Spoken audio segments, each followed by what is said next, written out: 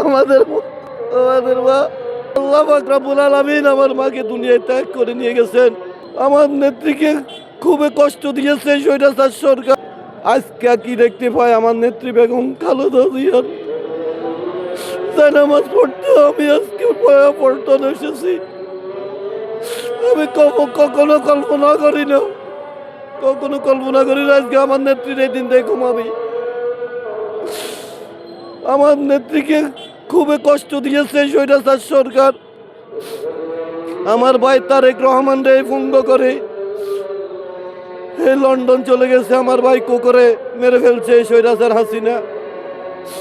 আমার মনে একটা জাগ্রত ছিল, আমার মা বেগম খালেদা জিয়া স্বৈরাচার সরকার পালিয়ে যেতে দেখেছে।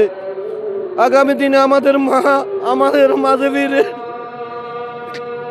আমাদের আমাদের মা ড্যাড সালামের এদেশের প্রধানমন্ত্রী 4 বারের প্রধানমন্ত্রী হবেন আমার মা।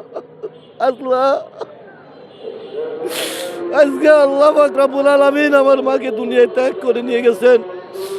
আল্লাহ আপনি আমার মাকে জান্নাতবাসী করেন। আল্লাহ আমার মাকে জান্নাতবাসী করে দেন। আল্লাহ এটা আপনার কাছে আমার প্রার্থনা।